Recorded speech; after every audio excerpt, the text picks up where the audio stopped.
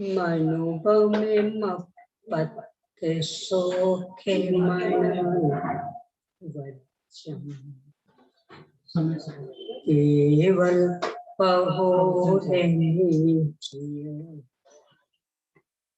दुन्नय तिमिरम चिन्नम नमः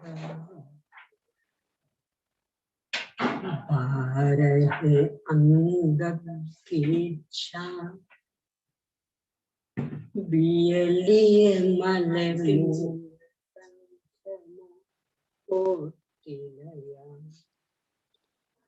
विवे बर चरण भूषा पसियो सुय देवे सूरम सयन गण पाऊ में रविनो विविधि विराया संगा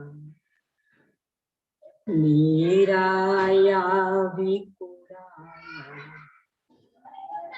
गणहर वापसी यंतो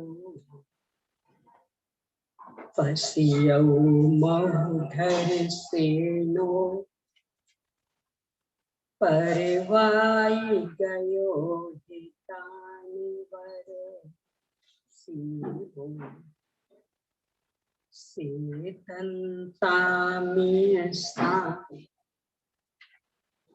तरंग संघाने हो कोये मनो परिमामि कोपेदंतम दुकेयंतम दुन्नयन्धियारधि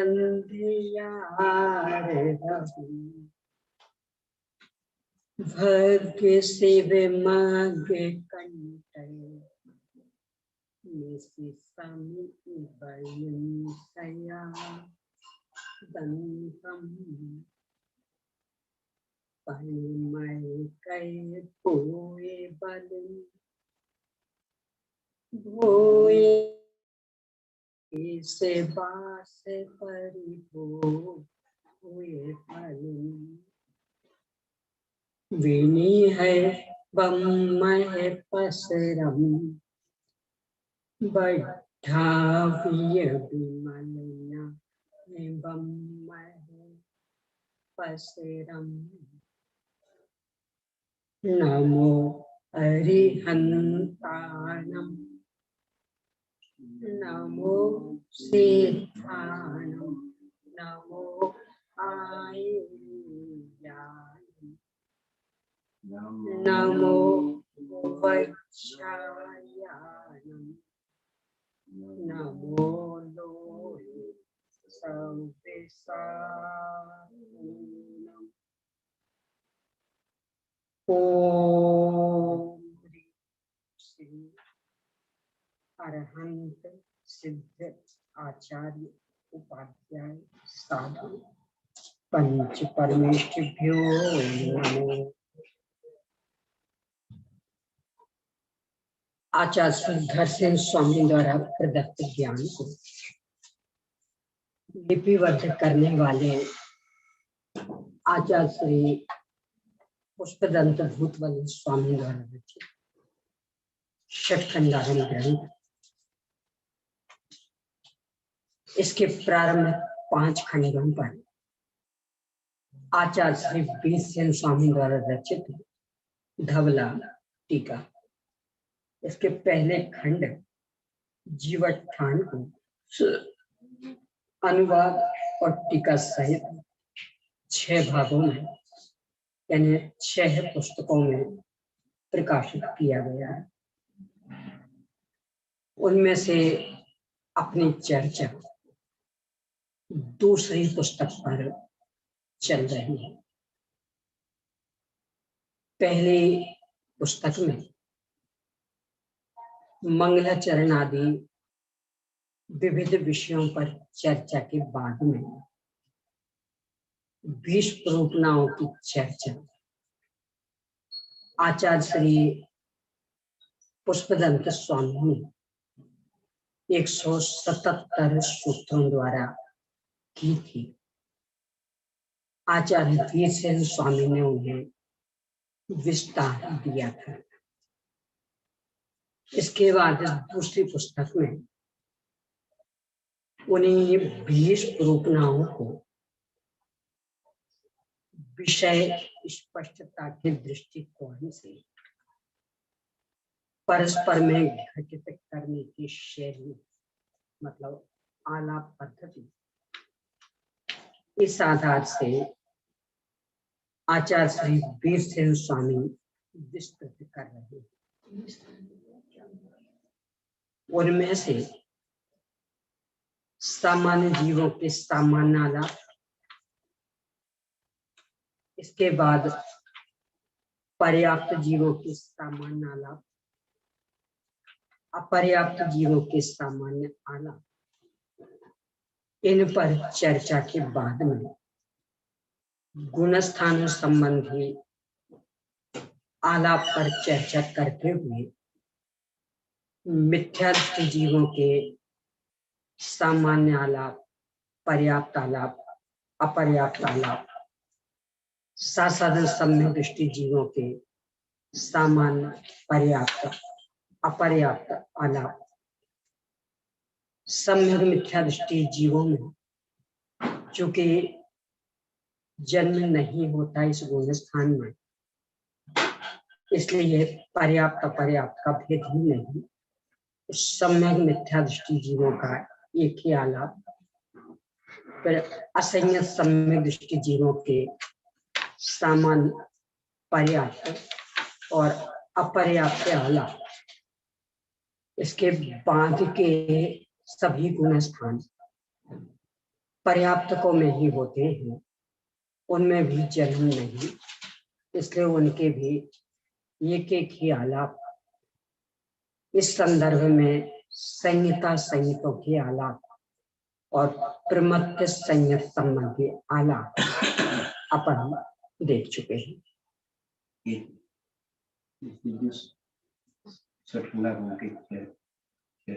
छह में से 5 के बीच से ना चाहिए। 5 में कितनी पुस्तकें? 16। 5 में 16।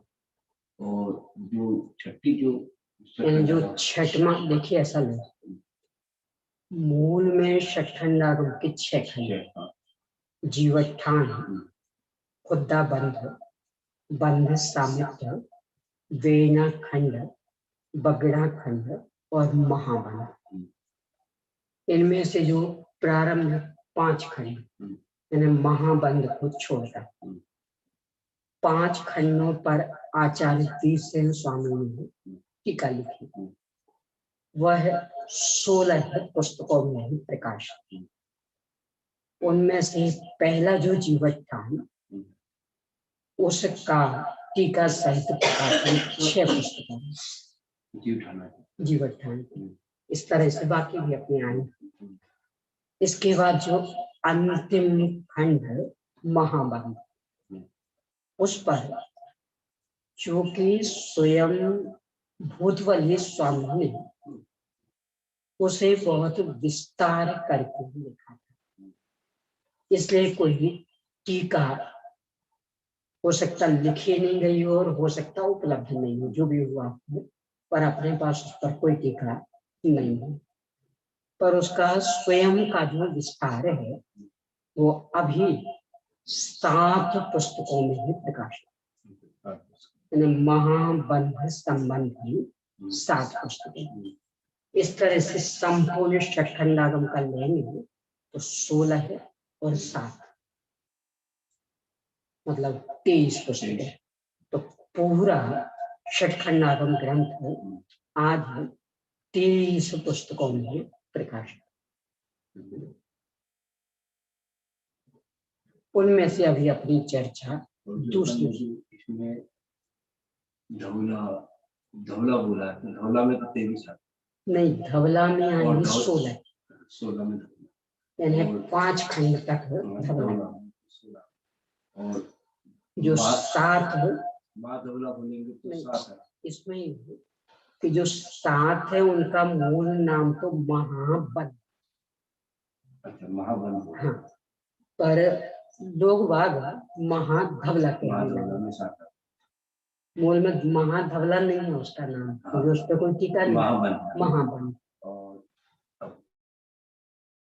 कशाशा है उसको, तो जैसे इसका मूल नाम था षटखंडागम, ऐसे उसका मूल नाम कशाशा है। और उस पर जो टीका हुई है उसका नाम जय धवला। उसके एक ही है, उसके 16 था, मतलब 16 पुस्तक है। उसकी 16 पुस्तकें जो वीरसेनाचार्य, ये इसमें वीरसेनाचार्य का तो थोड़ा सा हिस्सा, मात्र 20,000 सूत्र प्रमाण। बाकी फिर इनकी जब समाधि हो गई तो इनके शिष्य जिनसेनाचार्य उन्होंने पूरा किया दोनों का। तो वीरसेन स्वामी का थोड़ा सा ही है 20,000 श्लोक प्रमाण, और बाकी सब जिनसेन। पहले पुस्तक में 177 सूत्र है। हाँ, ऐसे 5 तक कितने सूत्र हैं पूरे में? पूरे मुझे ऐसे याद नहीं, पढ़े तो थे 2000 मतलब संख्या में देख के ही बता सकूं, मौके का भी याद नहीं। यानी इसके बाद में तो तीसरी पुस्तक में तो सूत्र है। यानी आचार्य पुष्पदंत स्वामी ने मात्र 177 सूत्र लिखे। इसका मतलब है कि जीव खाना के भी सूत्र पुष्पदंत के पूरे नहीं, यानी मात्र पहली पुस्तक में 177 सूत्र हैं, वे आचार्य पुष्पदंत स्वामी थे। बाकी दूसरे में तो सूत्र है नहीं, तीसरे से फिर सूत्र होंगे, तो तीसरे से 6वें तक चलेंगे, तो वे और फिर शेष 4 खंड और, तो वे सब और आगे का 6वां खंड भी महाबन, ये सब आचार्य भूतवली स्वामी द्वारा रचित। और सूत्रों की संख्या में भूल रही थी, ये शुरू जब किया था तब शायद बताया था। वो इतना 6 खंड के जो बारे में चर्चा की, तो 5 खंड में वीरसेनाचार्य का तो है, लेकिन 5 में 16 पुस्तकें हो जाती है। हाँ, और 16 में भी 6 जो है वो जीवठान। 6 खंड तक तो 20 करुणा भी वर्णन करेगा या? हाँ, पर इसमें ये जो पहले 8 अनुयोग आए थे, सत, संख्या, क्षेत्र, स्पर्शन, काल, अंतर, भाव, अल्पभाव, इनकी अपेक्षा अभी अपना चल रहा सत की अपेक्षा तीसरी पुस्तक से शुरू हो जाए, फिर चौथी से ही क्षेत्र की अपेक्षा, फिर काल, इस तरह से विषय आगे बढ़ेगा। तो 6 पुस्तकों में ये 8 अनुयोग द्वार आएंगे। इसके बाद खुद्दा बढ़ना शुरू होगा 7वां पुस्तक।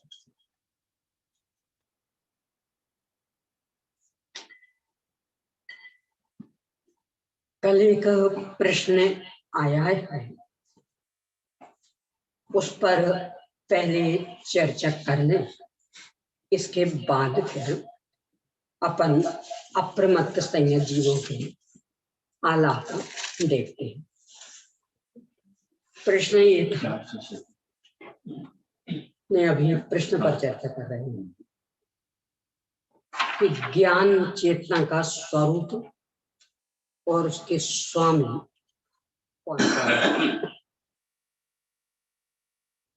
इस पर चर्चा करने के पहले एक नम्र निवेदन,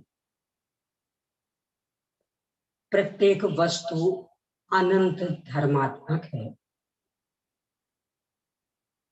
उसका प्रतिपादन साधवाद शैली द्वारा ही संभव है। जब वस्तु अनंत धर्मात्मक है तो गुणों में भी अनंत योग्यताएं, पर्यायों में भी अनंत योग्यताएं, इसलिए उसके प्रतिपादन में भी अनेक अपेक्षाएं। अनंत का प्रतिपादन तो शब्दों द्वारा संभव नहीं है, शब्दों द्वारा मात्र संख्यात ही संभव हो पाता है बताना, पर उनकी अलग अलग अपेक्षाएं। वास्तव में यदि अपन वस्तु स्वरूप को समझना चाहते हैं तो पूर्ण खुले दिल से, किसी भी पक्ष में उलझे बिना, आचार्यों के प्रतिपादन की यदि अपेक्षा समझते जाते हैं तो विषय स्पष्ट हो जाता है। और यदि किसी भी पक्ष में पढ़ करके दुराग्रह रखते हैं तो वस्तु स्वरूप को समझ पाना अति कठिन है। मुझे आशा है कि इतनी बात को आप ध्यान में रख करके ही अब मेरी बात सुनेंगे। प्रश्न है, ज्ञान चेतना का वास्तविक स्वरूप क्या और उसके स्वामी कौन? दो दृष्टियों से इस पर मैं चर्चा करना चाहती हूँ। एक तो सामान्य और एक विशेष। सामान्य दृष्टि संबंधी प्रमाण आगम में यत्र तत्र सर्वत्र है और उनमें कोई ज्यादा उलझाव वाली अपेक्षाएं नहीं है। इसलिए अपना समय बचाने हेतु उनके आगम प्रमाण में यहाँ प्रस्तुत नहीं कर रहे हैं, मात्र ऐसे ही सामान्य स्वरूप बता रहे हैं। जो विशेष अपेक्षाएं जिनमें विवाद की संभावना दिखती, आगम प्रमाण मात्र उनके संदर्भ में प्रस्तुत करूंगा। सामान्य अपेक्षा से देखते हैं तो जीव मात्र का स्वरूप मतलब लक्षण ज्ञान, उपयोगो लक्षणम, चेतन को है उपयोग रूप। इस दृष्टि से देखेंगे तो जीव मात्र में ज्ञान चेतना, चाहे वह निगोद का जीव हो और चाहे सिद्ध भगवान हो, चाहे राजा हो, चाहे रंग हो, चाहे गिरस्थ हो, चाहे मुनिराज हो, ज्ञान चेतना सभी के। यानी जीव मात्र का लक्षण, जीव मात्र की पहचान का चिन्ह ज्ञान, एक ज्ञान चेतना सभी के। इस ज्ञान चेतना के बल पर ही जीवों के जीवत्व की सिद्धि होती। ये एक हुआ। अब दूसरा, ये जो ज्ञान चेतना जीव मात्र का लक्षण है, असली पंचेंद्रिय तक चूंकि मन नहीं है, इसलिए इसका सदुपयोग करके आत्म कल्याणकारी कार्य में लग पाना उन जीवों के लिए असंभव, असैनी पंचेंद्रिय तक के जीवों के लिए असंभव। सैनी पंचेंद्रिय होने के बाद में 5 लब्धियों का जब परिपाक होने का काल आता है, यानी 6 उपशम, विशुद्धि, देशना, प्रायोग और करण, तब सच्चे देवशास्त्र गुरु के माध्यम से इस संगी पंचेंद्रिय पर्याप्त जागरूक जीव को, ज्ञानोपयोगी संपन्न जीव को ये भाव आता है कि अपनी प्राप्त ज्ञान चेतना का हम सदुपयोग करें।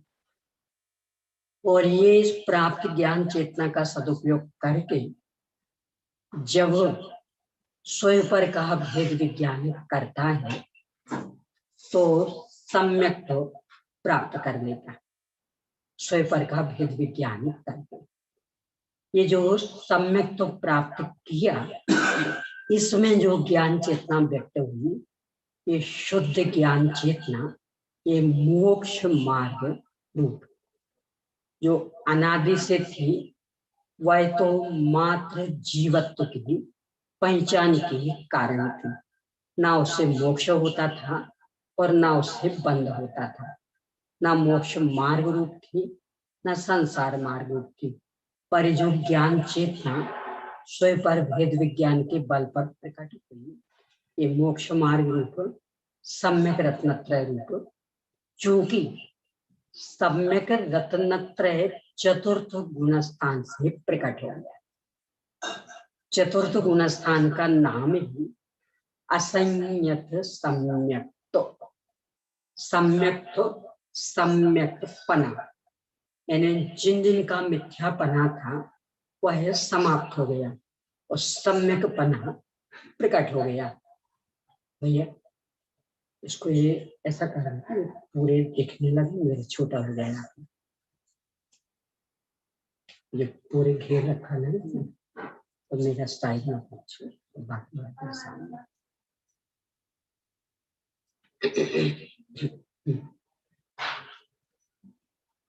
तो नाम ही चतुर्थ गुणस्थान का अभिरथ सम्यक, तो यानी जिन जिन का मिथ्यापना चलता था वह पूरा समाप्त हो गया।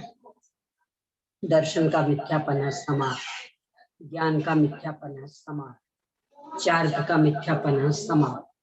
सामान्य से कहें तो सर्व गुणान से संकित, यानी सभी का मिथ्यापना समाप्त हो, सम्यक रत्नत्रय प्रकट हो गया। तो जब सम्यक रत्नत्रय प्रकट हो गया तो सम्यक ज्ञान के साथ सम्यक चार्थ भी प्रकट हो गया। पर सम्यक चार्थ के दो रूप होते, सम्यक्त्वाचरण और एक है संयमाचरण। चूंकि चतुर्थ गुणस्थान में संयमाचरण प्रकट नहीं होगा, इसलिए उसे नाम मिलेगा अभिरत असंयम। पर सम्यक्त्वाचरण प्रकट हो गया है, इसलिए सम्यक चारित्र ही नाम मिलता है, मिथ्या चारित्र नहीं। यानी कभी भी ऐसा नहीं होगा सम्यक दर्शन, सम्यक ज्ञान और मिथ्याचार, ऐसा नहीं होगा। यानी सम्यक दर्शन होगा तो ज्ञान के साथ ही सम्यक विशेषण और चारित्र के साथ ही सम्यक विशेषण। अब चूंकि संयमाचरण नहीं तो उसके लिए फिर असंयम विशेषण लग जाएगा, अविरत विशेषण लग जाएगा, तो अविरत सम्यक। तो परंतु सम्यक्त्वाचरण है, इसलिए सम्यक चारित्र ही। कारण उसका ये कि ज्ञान और चारित्र में मिथ्यापने का व्यवहार मिथ्या दर्शन के कारण होता है। सम्यक दर्शन में मिथ्या दर्शन है नहीं, तो अब उन पर मिथ्यापने का व्यवहार लागू नहीं होगा। जो भी स्थिति होगी कहलाएगी सम्यक। तो मिथ्या ज्ञान सम्यक दर्शन के साथ ही ज्ञान सम्यक ज्ञान और चारित्र सम्यक चारित्र, ये स्थिति चौथे से प्रकट हो गई। और इसके पोषक प्रमाण चारों अनुयोगों के लगभग सभी ग्रंथों में, यानी कितने प्रमाण बताए जाए, इसमें तो ये लगता कि किस में नहीं है, आप ये बता दो। यानी किस में है ये मत पूछिए, हाँ, किस में नहीं है ये बताओ, इस सर्वत्र है, इसलिए उसके उदाहरण नहीं दिए। अब इसके बाद में एक जो विशेष अपेक्षा उस पर चर्चा करती हूँ, ये है प्रवचन सार की अपेक्षा। इस पर भी बहुत गहराई से अपने को दृष्टिपात करना चाहिए। प्रवचन सार की 124वीं गाथा और उसकी टीका, 124वीं गाथा और टीका, इसे पढ़ना चाहूंगी फिर स्पष्टीकरण करते हैं। मेरे पास जो ग्रंथ है उनमें 243 पेज पर है 124वीं गाथा। नानम अट्ठव्यपो जीवेन जम समारद्धम तमनेगविदं भणितं फलं पिशोखम वदोखम वा। अब ज्ञान कर्म और कर्म फल का स्वरूप वर्णन करते हैं। अर्थ विकल्प अर्थात स्वयं पर पदार्थों का भिन्नता पूर्वक युगपत अवभाषण वह ज्ञान है। यानी आचार्य कुंद कुंद स्वामी ने ज्ञान चेतना की ये अर्थ विकल्पक ज्ञान, और अर्थ विकल्प यानी स्वयं पर पदार्थों का भिन्नता पूर्वक युगपत अवभाषण, यानी अलग अलग प्रत्येक वस्तु का एक साथ ज्ञान होना, ये ज्ञान चेतना। जीव के द्वारा जो किया जा रहा हो वह कर्म है। चेतना नाम दिया एक गाथा मूल आचार्य कुंद कुंद स्वामी। वह सुख अथवा दुख वह कर्म फल कहा गया है। ये तो ये बात गाथा की। टीकाकार दोनों ही आचार्यों ने, यानी आचार्य अमृतचंद स्वामी ने भी और आचार्य जयसेन स्वामी ने भी इन तीन चेतनाओं को विभक्त करते हुए कर्म चेतना और कर्म फल चेतना को शुद्ध और अशुद्ध के रूप में विभक्त किया। और उन्होंने मिथ्यात्व दशा में मात्र तीन चेतना बताई। ज्ञान चेतना, हाँ, ज्ञान चेतना, अशुद्ध कर्म चेतना और अशुद्ध कर्म फल चेतना। ये मिथ्यात्व दशा में अपन गुणस्थान से लें तो पहले से तीसरे तक ले लें। वैसे तीसरे की चर्चा थोड़ी सी अलग हो जाती है, पर अभी अपन अलग नहीं कर रहे हैं, सामान्य ही चर्चा कर रहे हैं। तो पहले से तीसरे तक तीन चेतना, ज्ञान चेतना, अशुद्ध कर्म चेतना और अशुद्ध कर्म फल चेतना। इसके बाद चौथे से लेकर के 12वें तक अथवा कदाचित 14वें तक। अब कैसे ये अभी अपन देखेंगे। सामान्य से तो 12वें तक और कदाचित 14वें तक, क्योंकि औदिक भाव 14वें तक है। तीन आघाती कर्मों का उदय 14वें तक, संसारी विशेषण 14वें तक है, इसलिए वे भी आ जाएंगे सामान्य से चौथे से 12वें तक। ये आघाती पूरे चारों आघाती तक। तो चूंकि ये स्थितियां हैं तो कदाचित उन्हें भी ले लेंगे। अभी सामान्य से 12वें तक नहीं। ज्ञान चेतना तो वही मतलब पदार्थों को स्वयं पर का भेद करके जानने वाला ज्ञान। अभी यहाँ से टीका पढ़ूंगी तो और विषय में प्रामाणिकता आ जाएगी, पर पहले स्पष्टता करना फिर प्रामाणिकता। इसके बाद जितनी विकृतियां नष्ट हुई, जैसे चतुर्थ गुण स्थान में तो मिथ्यात्व और अनंतानुबंधी संबंधी विकृति नष्ट हुई, तो उतनी ही शुद्ध कर्म चेतना और शेष जो विकृतियां विद्यमान, अप्रत्यक्षानावरण आदि वाली ये विद्यमान, तो वो कहलाएंगे शेष कर्म चेतना। यानी जितनी शुद्धता प्रकट हुई वह शुद्ध कर्म चेतना चौथे से है, और जितनी अशुद्धता गुणस्थान अनुसार विद्यमान वह है उसी गुणस्थान में अशुद्ध कर्म चेतना। तो ये चौथे से शुरू। अब इसके साथ ही कर्म फल चेतना, ये भी चौथे से।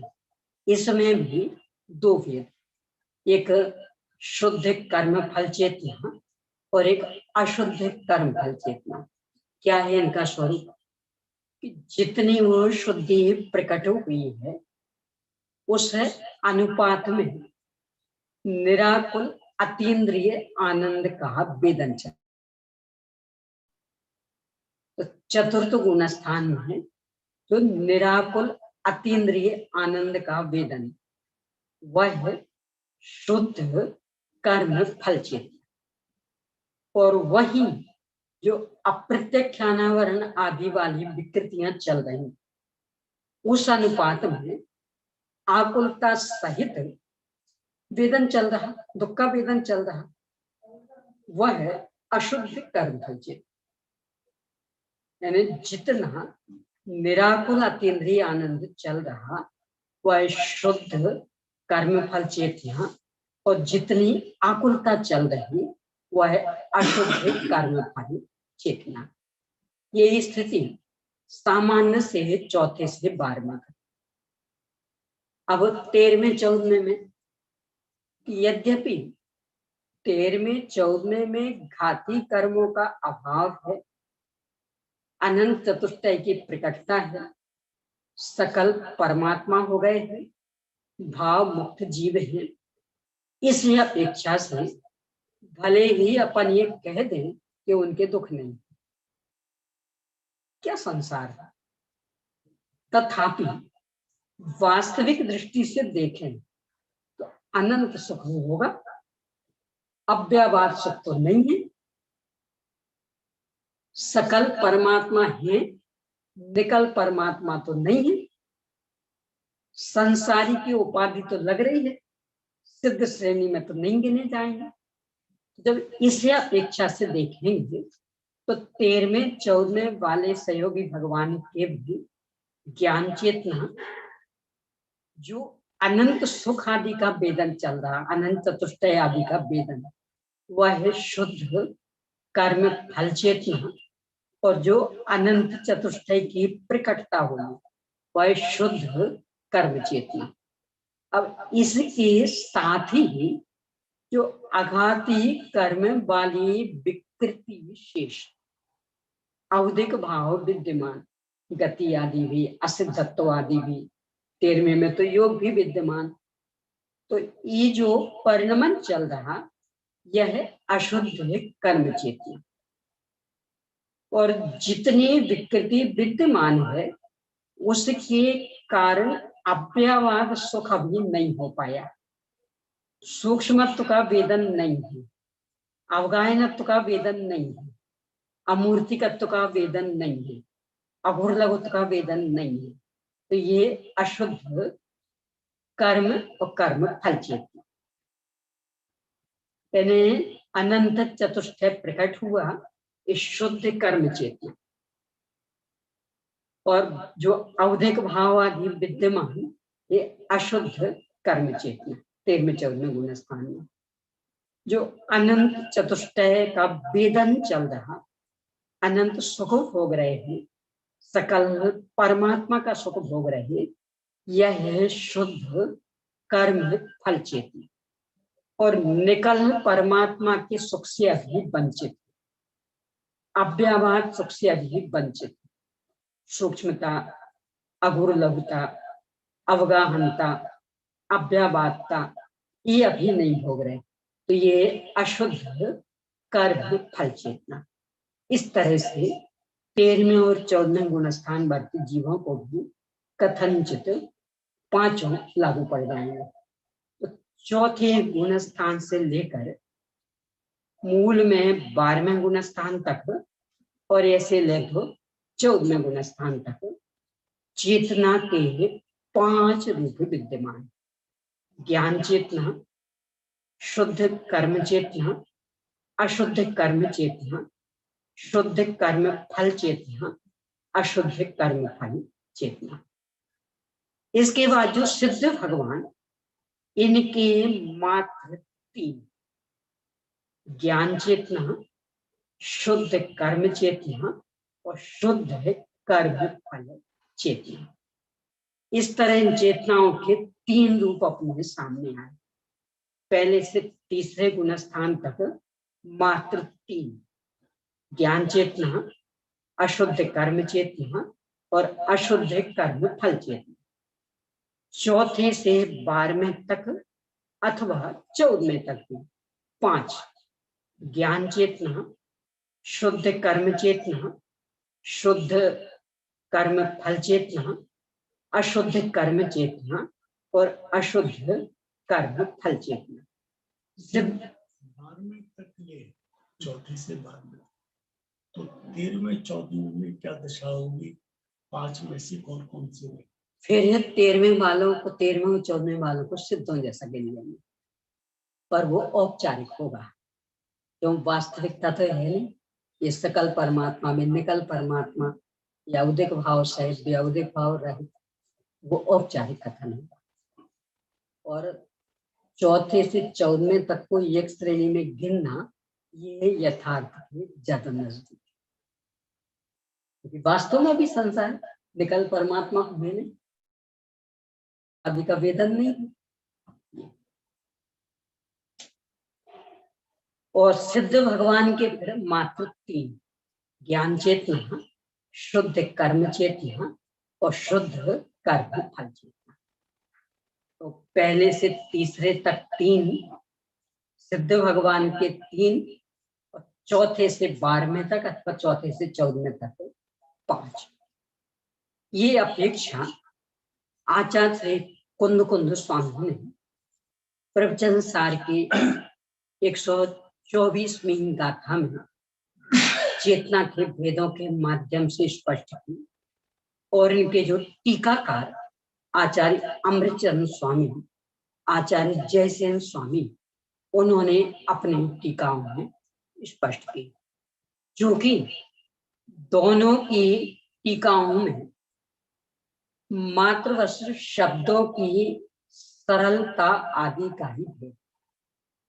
जयसेन स्वामी की संस्कृत अपेक्षाकृत सरल रहती है, अमृतचंद्र स्वामी की संस्कृत अपेक्षाकृत थोड़ी सी कठिन रहती है। बस इतना सा भेद है, बाकी अर्थ भेद रंच मात्र नहीं है। इसलिए यहाँ से भी हिंदी में अमृतचंद्र स्वामी की टीका के आधार से ही पढ़ते हैं। मेरे पास जो ग्रंथ उसमें पेज नंबर 244 है। प्रथम तो अर्थ विकल्प वह ज्ञान है। वहां अर्थ क्या है? स्वयं पर के विभाग पूर्वक अवस्थित विश्व, वह अर्थ है। यानी सारा विश्व स्वयं पर के भेद में अवस्थित, यानी संपूर्ण विश्व में जिसकी अपेक्षा भी चर्चा करेंगे उसके लिए वह स्वयं और बाकी पर। यानी मैं अपनी अपेक्षा चर्चा करूं तो मैं मेरे लिए स्वयं बाकी पर। आप अपनी अपेक्षा से चर्चा करें तो आपके लिए आप स्वयं बाकी पर। पुद्गल द्रव्य, एक पुद्गल परमाणु अपनी अपेक्षा, वह पुद्गल परमाणु उसके लिए स्वयं बाकी पर। धर्म द्रव्य अपनी अपेक्षा से देखे तो धर्म द्रव्य के लिए वह धर्म द्रव्य। यानी सारा विश्व ही स्वयं पर के भेद में अवस्थित।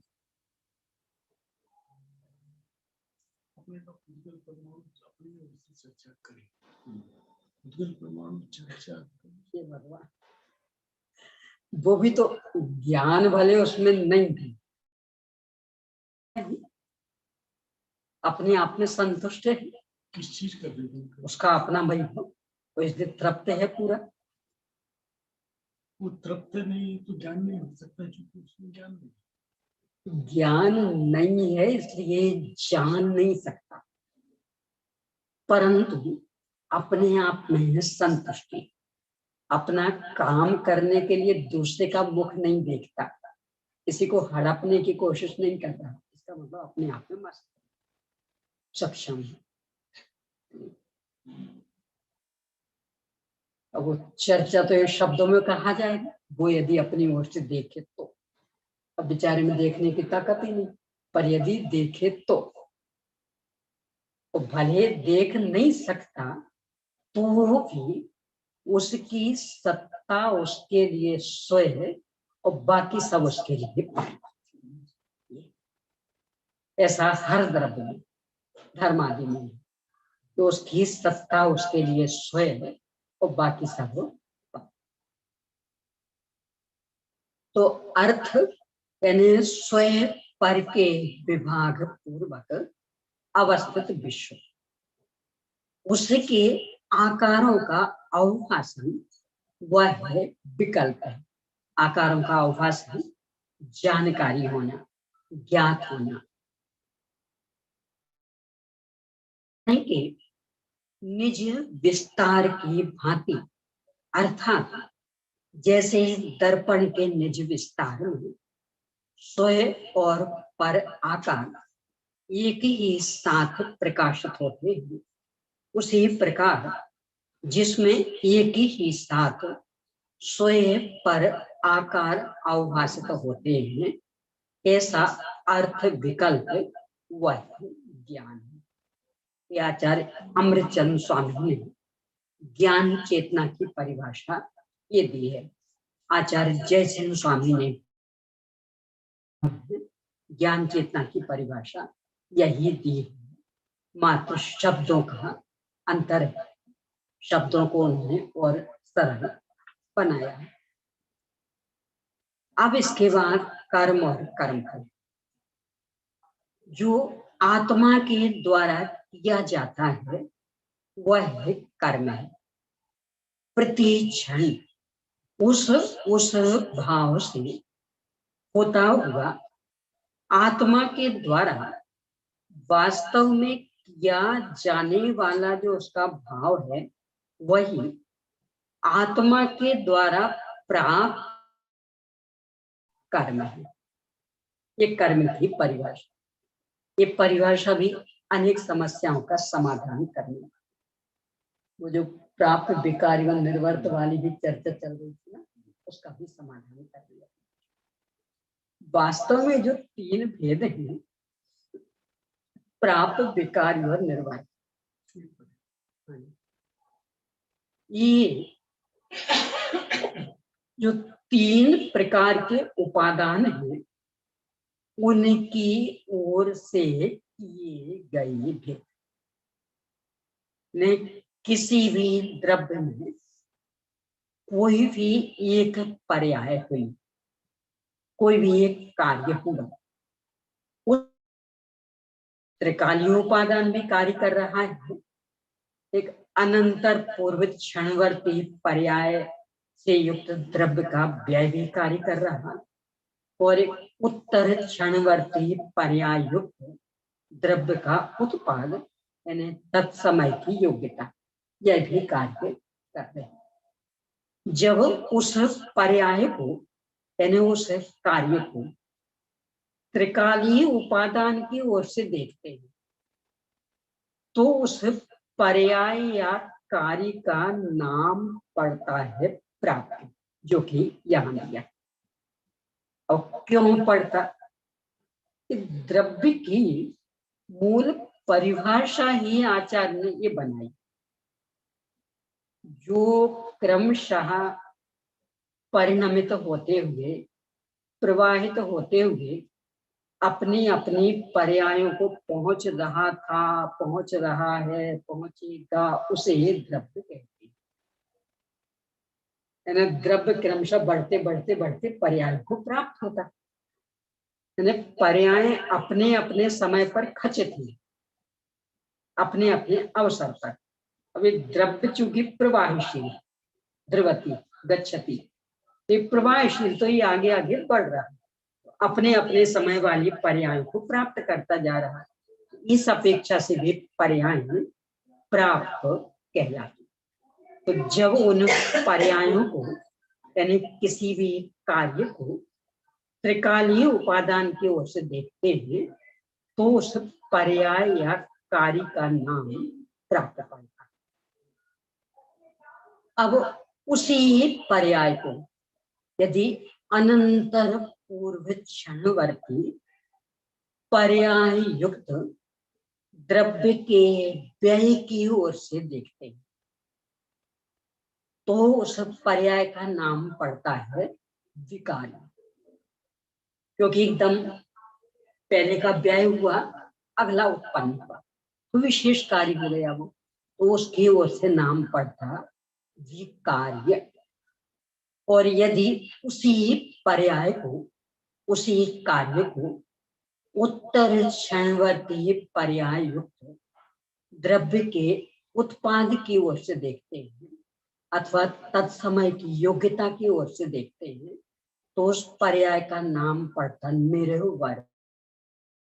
बिल्कुल नई रची गई, पहले नहीं थी और उसने अपनी स्वतंत्र योग्यता से अपनी रचना की तो उसका नाम पड़ता है निर्वर्त।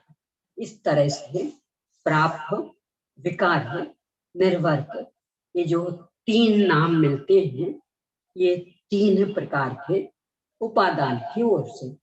वहां आचार्य कहना ये चाह रहे हैं पुद्गल का, पुद्गल में प्राप्त विकार निर्वर्त होगा क्योंकि उसका उपादान वह है। जीव का, जीव में प्राप्त विकारी निर्वादान जीव है, एक दूसरे के साथ एक दूसरे, इतना यहाँ प्राप्त को मुख्य किया, वह द्रव्य उस पर्याय को प्राप्त हुआ है, ये उसका कर्म हुआ। क्यों? क्योंकि वह आत्मा की द्वारा किया गया, द्रव्य ही आगे बढ़ते बढ़ते बढ़ते उस पर्याय को प्राप्त कर प्रति क्षण उस भाव से होता हुआ आत्मा के द्वारा वास्तव में किया जाने वाला जो उसका भाव है वही आत्मा के द्वारा प्राप्त होने से कर्म है। यानी ये कर्म चेतना की परिभाषा, आत्मा जिस पर्याय रूप से परिणमित हो रहा वह उसका कर्म, और वह कर्म एक प्रकार का होने पर भी, यानी सामान्य से देखें तो बस काम परिणाम, तथा कर्म रूप उपाधि की निकटता के सद्भाव और असद्भाव के कारण अनेक प्रकार, यानी कुछ पर्याय ऐसी कि जिनमें द्रव्य कर्म का उदय आदि निमित्त बन रहा, तो कुछ पर्याय ऐसी कि जिनमें क्षय निमित्त बन रहा।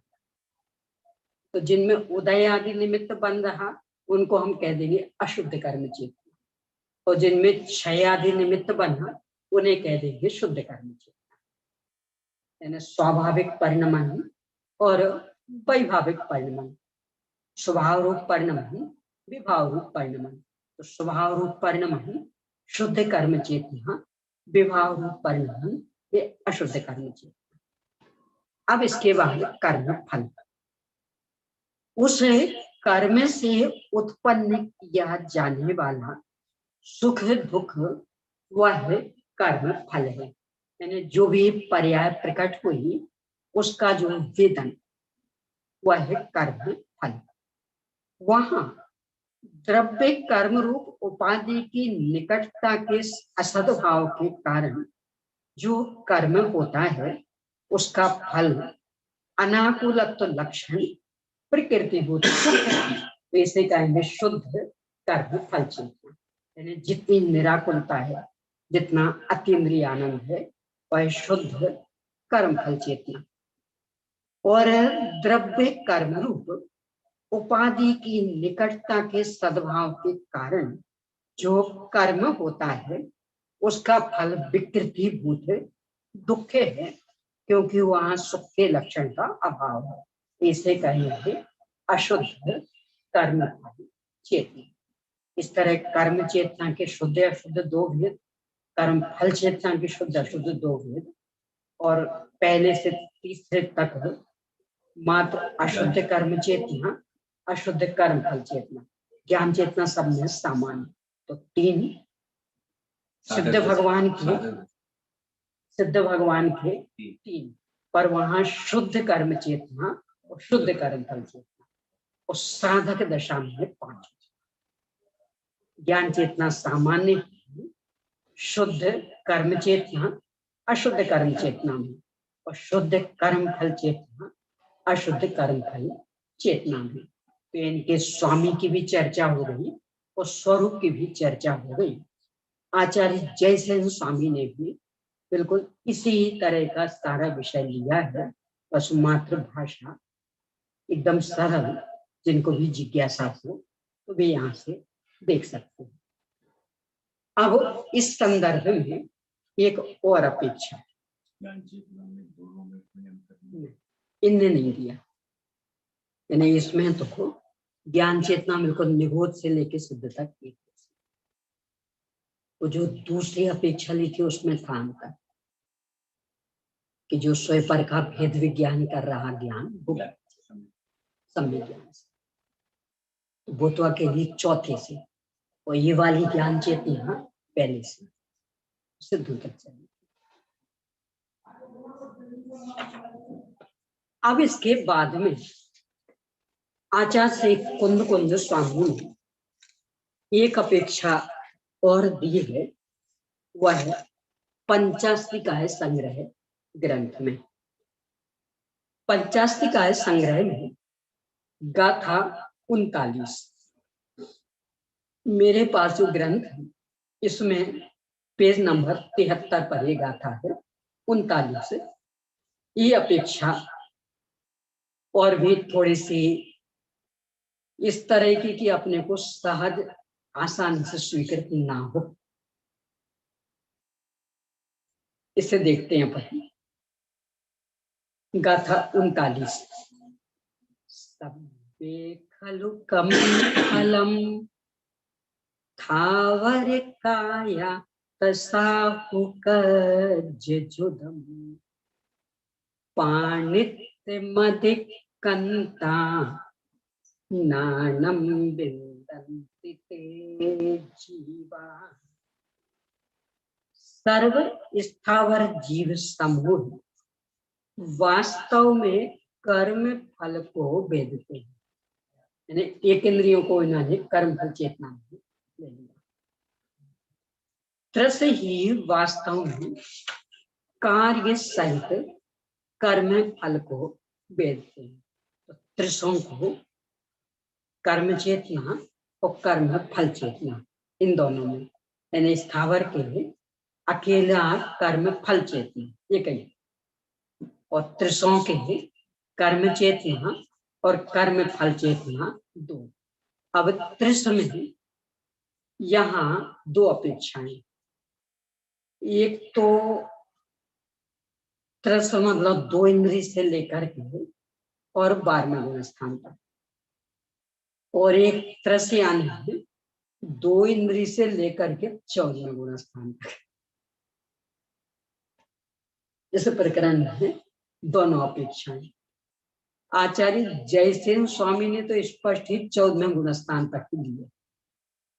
आचार्य अमृतचंद्र स्वामी मौन है, वे सीधा लिख देते हैं केवल ज्ञानी। तो केवल ज्ञानी में आप 13वें 14वें वालों को भी ले सकते हो, अकेले सिद्धों को भी ले सकते हो, पर मूल गाथा में चूंकि पाणित्य मधिकंता में प्राणों का अतिक्रमण कर गए जीव, ये शब्द है, इसलिए जयसेन स्वामी ने अकेले सिद्ध भगवान को पकड़ा, क्योंकि संपूर्ण प्राणों का अतिक्रमण तो उनके ही हुआ है। उपचार से लें तो चूंकि अनंत भगवान के आदि प्राण नहीं है, तो उस अपेक्षा से कदाचित कह दें कि उनने भी थोड़ा सा प्राणों का अतिक्रमण कर दिया है, तो ले सकते हैं। परंतु इस परिभाषा में 2 इंद्रिय से लेकर के 12वें गुणस्थान तक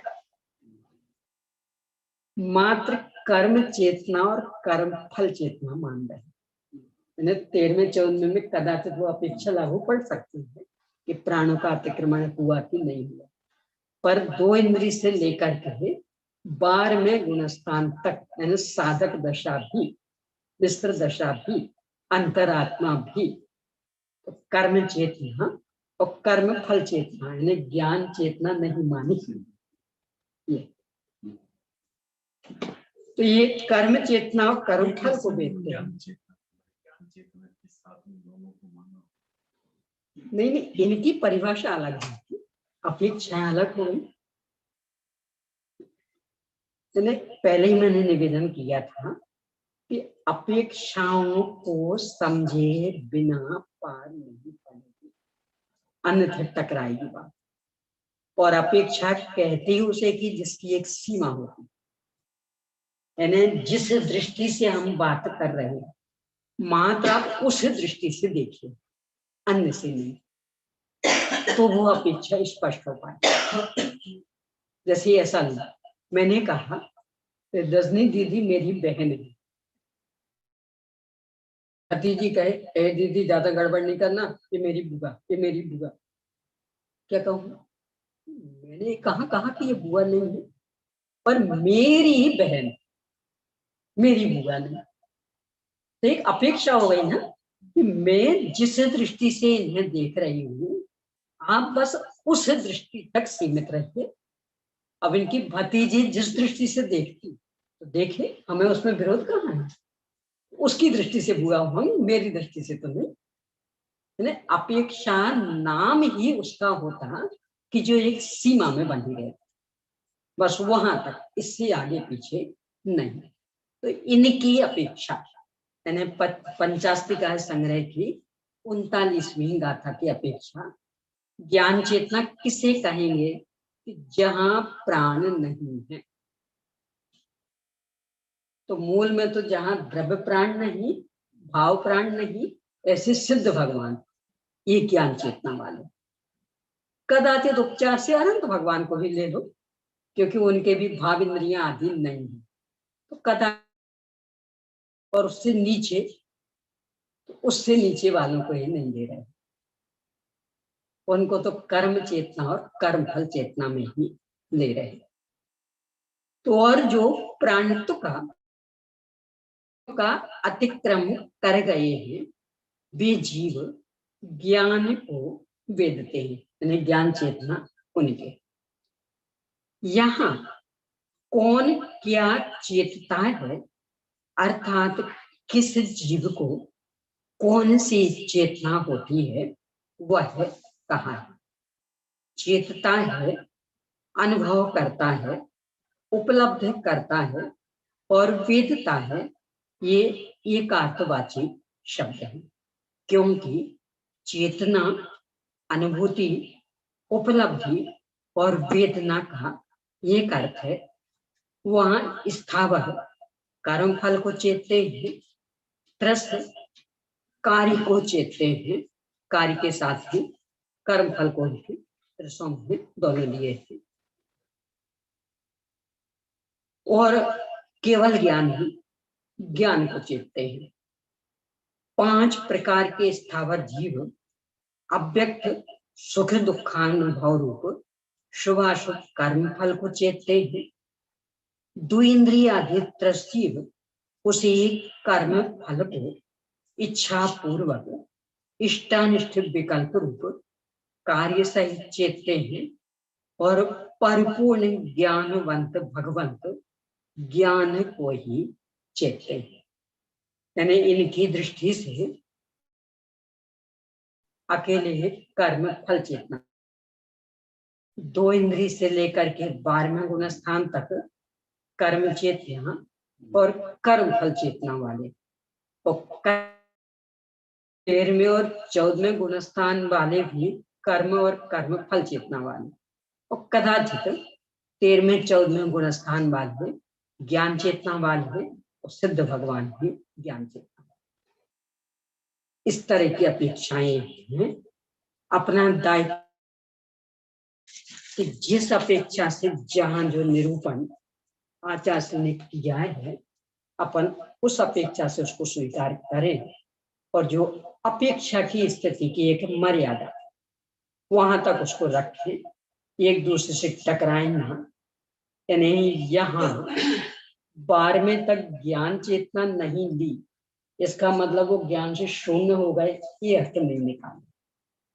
बस यहाँ अपेक्षा को नहीं। इस दृष्टि से यदि विचार करेंगे तो नियम से समाधान होगा। मेरी ओर से यथाशक्ति मैंने चर्चा की है, फिर भी यदि और कोई शंकाएं रहें तो निवेदन है, आप पुनः भेज सकते हैं।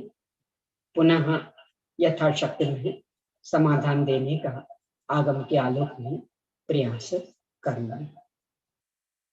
अब अपन अपने विषय पर आए। एक ही आचार्य, एक ही टीका का, इस तरह के दो कथन अपेक्षाएं वो मई पे उस अपेक्षा को देते नहीं, प्रकरण देख के देखिए। ऐसा लेना आश्चर्य कि अपन अपने घरों में भी रोज काम करते। आप आर्य को कभी कभी बेटा भी कहते होंगे, कहते। और मैंने पूछा कौन, भी पोता। कौन है आर्य, आपका बेटा है कि पोता है? कभी बेटा कहते, कभी पोता कहते, और इतने नहीं कभी भैया कहते थे। कौन है यहाँ? तो एक ही, वो आर्य को भी एक, कहने वाले भी एक, और कभी कभी हो सकता और भी कोई नाम बोल देते होंगे लाड़ प्यार में। कभी कहते हो मेरे पिताजी, क्योंकि तो आपकी तो आदत है, हम ये क्या बोलते, माता जी, माता जी ना। हाँ, जब हम लोगों को माता जी कह सकते तो उसको भी शायद हो सकता कभी लाड़ में अथवा गुस्से में, अरे मेरे पिताजी ज्यादा मत करो। कौन है वो आखिर? पिताजी है कि बेटा है कि भैया है कि पोता है? तो अपेक्षा से जब जो दृष्टि हमारे ऊपर सवार होती वैसे शब्दों का प्रयोग कर देते, और उनके पीछे कोई ना कोई उद्देश्य छिपा रहता। वास्तविक स्थिति बताना होगा, पोता कहेंगे, लाड़ प्यार देना बेटा कहेंगे, कदाचित और ज्यादा लाड़ प्यार देना हो, अपनी बराबरी से बिठाना हो तो भैया कह देंगे, और कदाचित उद्दंडता आदि में हो तो पिताजी कह देंगे, दादा कह देंगे, तो बड़ा मेरा दादा बन गया, ये भी कहते हैं। हर एक के अपने अपने उद्देश्य, पर इनमें टकराहट है का व्यवहार कोई भी करता। ये है कौन, इनका पोता है कि बेटा है कि भैया है, कौन है? सब समझ लेते। ऐसा ही यानी हर एक के पीछे उद्देश्य होते हैं। अपना कर्तव्य ये होता है कि अपन उस उद्देश्य को समझें और उन सीमाओं को समझें और उन सीमाओं तक ही सुनिश्चित रहे, उससे आगे नहीं बढ़े।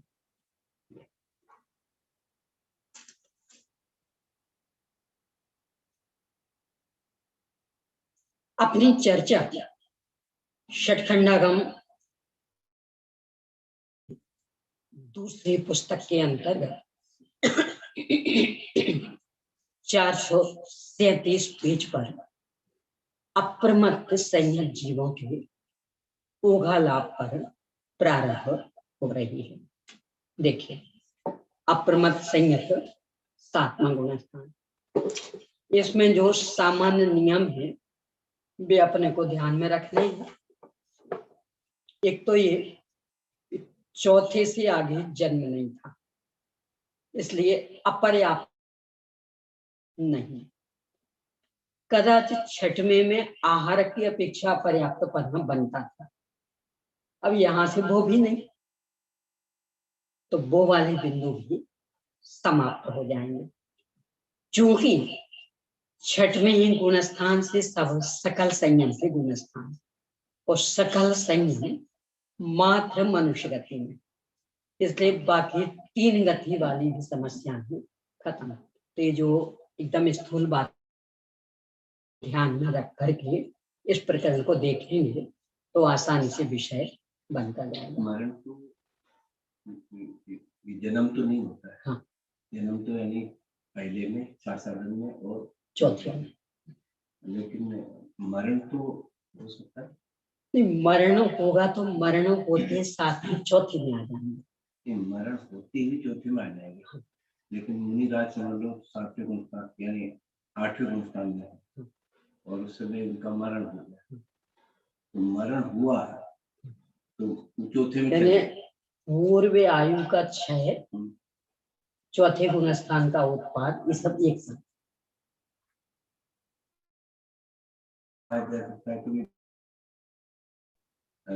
जन्म होगा चाहे मरण होगा वो पहले में, दूसरे में, जन्म मरण। यानी मरण उस गुणस्थान में हुआ पर उस गुणस्थान का व्यय और चौथे का उत्पाद, बीच में कोई अंतराल नहीं।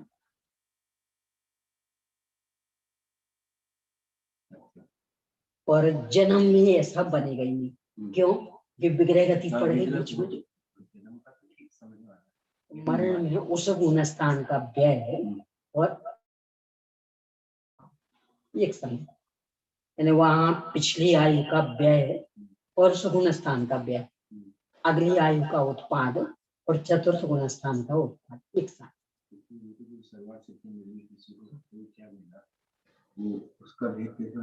बंध तो चूंकि पहले पड़ गया था, ये तो उदय में है चतुर्थ गुणस्थान में, पर बंध तो पहले हो गया था जब बेस्त्रीणी चढ़ रहे थे तब। हाँ, तो चौथे से कहेंगे। उसमें भी ये लिखा है कि 11वें में मरण नहीं होता है, 9वें में हो जाता है। नहीं, 11वें में भी होता है। हाँ, 11वें में हो जाता है। मात्र चढ़ते समय 8वें के पहले भाग में नहीं होता, चढ़ते समय। उतरते समय तो वहां भी होता है, बाकी सब में मरण होता। पर जैसे ही मरण हुआ आएगा चौथा।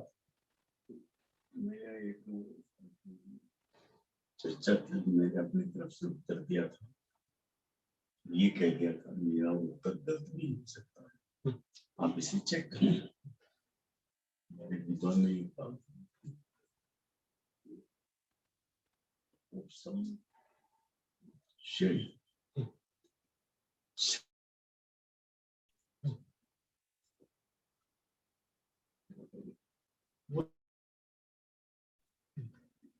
मैंने उनको एक बात अच्छे के साथ में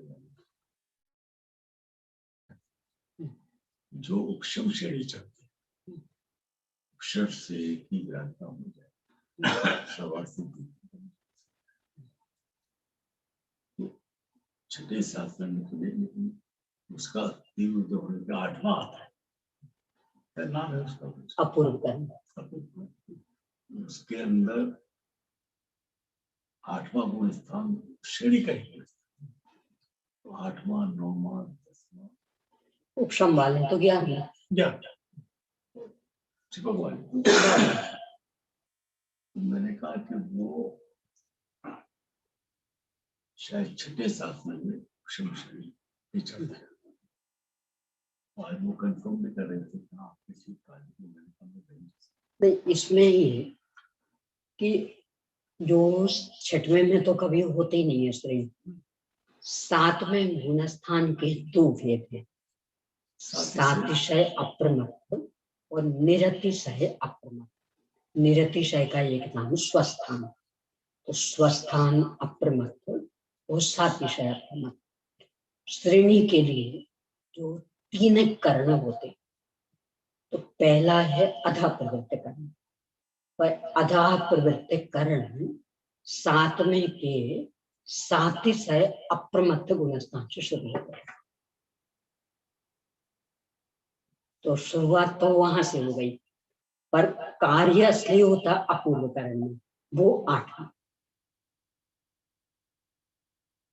तैयारी तो सातिशय से हो गई, पहला कर्ण पूरा भी हो गया और उसमें कोई विशेष कार्य नहीं होता।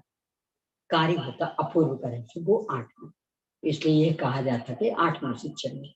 पर शुरुआत देखें तो चूंकि इन 3 कर्णों का क्रम है, पहले आधा प्रवृत्त करण जो भी शास्त्र में आएगा, हाँ, नियम से श्रेणी का। अब वो आयु है कि नहीं वो एक अलग बात है, पर वो तैयार है श्रेणी। हाँ, अभी पंचम काल में नहीं होता।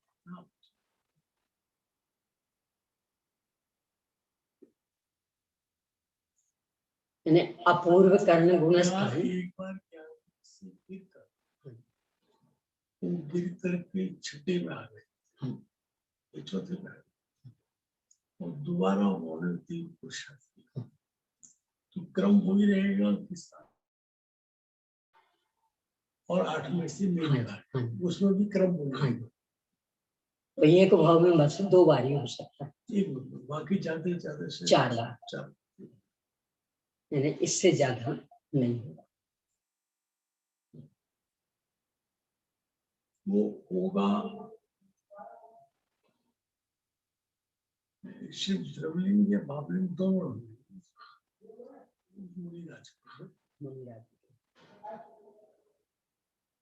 छठ में से सभी गुणस्थान सकल सही नहीं मुनिराज में, और भावलिंग कभी द्रव्यलिंग के बिना होता ही नहीं। द्रव्यलिंग तो भावलिंग के बिना हो जाए, पर भावलिंग कभी भी द्रव्यलिंग के बिना नहीं होता। तो अनिवार्य वो दोनों सही चले, एक साथ ही चलेंगे। 8 से 12 तक कोई भी गुणस्थान में मरण हो सकता है। 11 तो 11 तक मरण हुआ, लेकिन उसी समय मरण तो 11 में हुआ। यानी आयु का क्षय, इस पहली आयु का क्षय, अगले भाव की आयु का उत्पादन, और इस गुणस्थान का व्यय, और चौथे गुणस्थान का उत्पादन, 4 काम एक साथ। बीच में कोई और समय नहीं है, एक ही साथ इनका व्यय का उत्पादन। चौथे से नीचे जाने वाला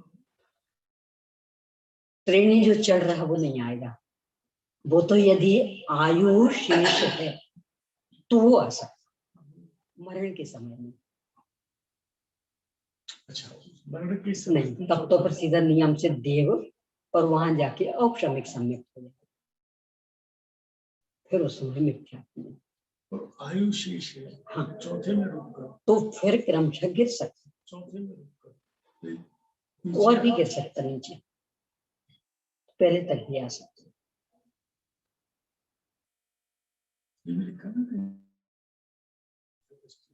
वो तो बहुत लंबा, यानी उस भाव में नहीं, काफी काल बाद। जिसको उपशम श्रेणी हुई वो अधिकतम 4 बार उपशम श्रेणी पढ़ सकता है, और उसको हमने 2 बार। वो नियम से मैक्सिमम ये 4 श्रेणी कितने काल में? नियम नहीं, यानी कुछ कम अर्ध पुद्गल परावर्तन काल भी लग सकता, कुछ कम। कब उसने काम श्रेणी और आखिरी वाली श्रेणी, दूसरी तीसरी और इतने लंबे काल बाद भी हो सकते, पुद्गल अर्ध पुद्गल परावर्तन से कुछ काल बाद भी मान सकता, कुछ कम काल बाद नहीं, कुछ यानी उसके अंदर इतना भी हो सकता। यानी जब अर्ध पुद्गल परावर्तन शेष रहा था, बस तब से यानी मनुष्य हो गया और यहाँ संयम की साधना की, और पहले ही उसमें श्रेणी मान ली और फिर भटक गया, हो सकता है। जिसने क्षणिक संगीत प्राप्त किया वो अधिक से अधिक 4 भाव में मोक्ष लगे, तो क्या उस क्षय की अपेक्षा योग श्रेणी कुछ ही नहीं। हाँ, कुछ हीन नहीं, काफी हीन। यानी छाये के सम्यक तो प्रकट हुआ तो अब सीमा निश्चित, अधिक से अधिक 4 भाव, और उपसम श्रेणी हो जाने के बाद भी कुछ कम अर्ध पुद्गल परावर्तन का लग सकता है।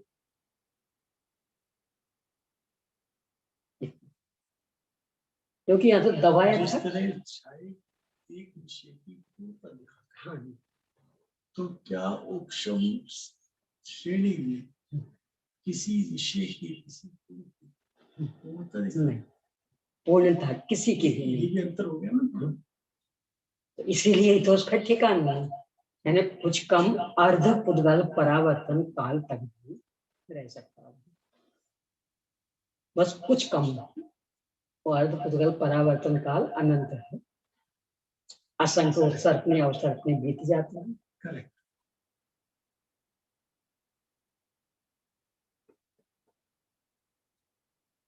बढ़िया। छोटे छोटे नए नए प्रश्न नहीं, बढ़िया।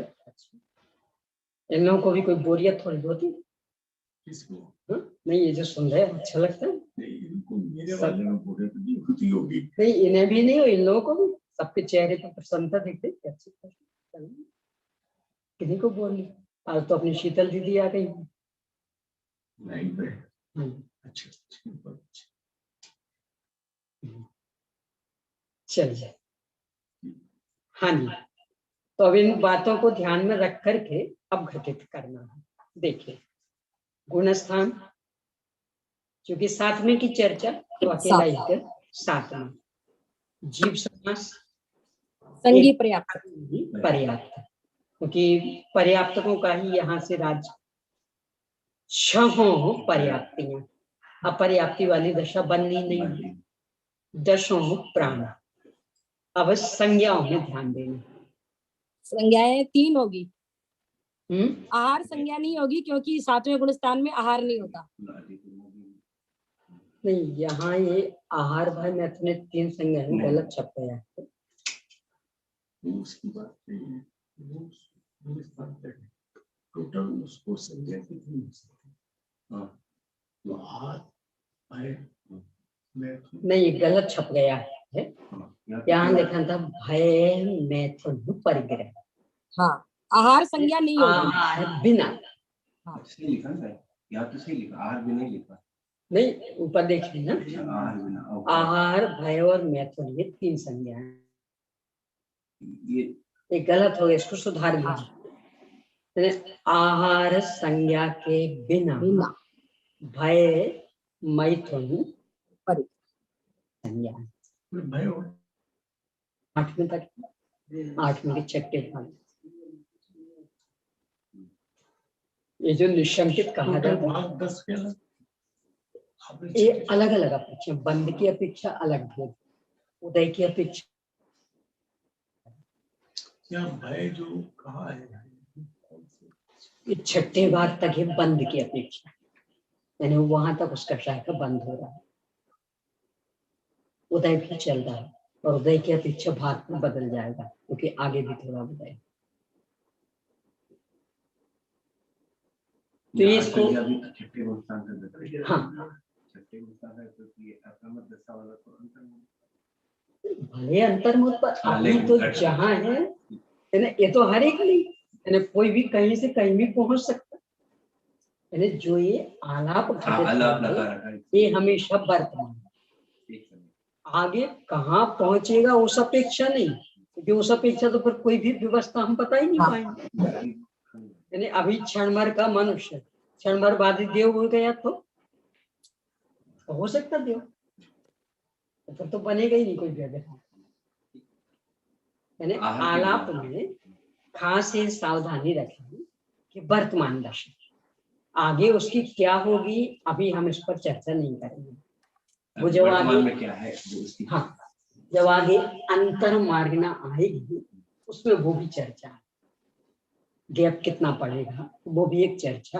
पर तो सत अनुयोग, तो 7वें बस वर्तमान में क्या चल रहा इस अपेक्षा से।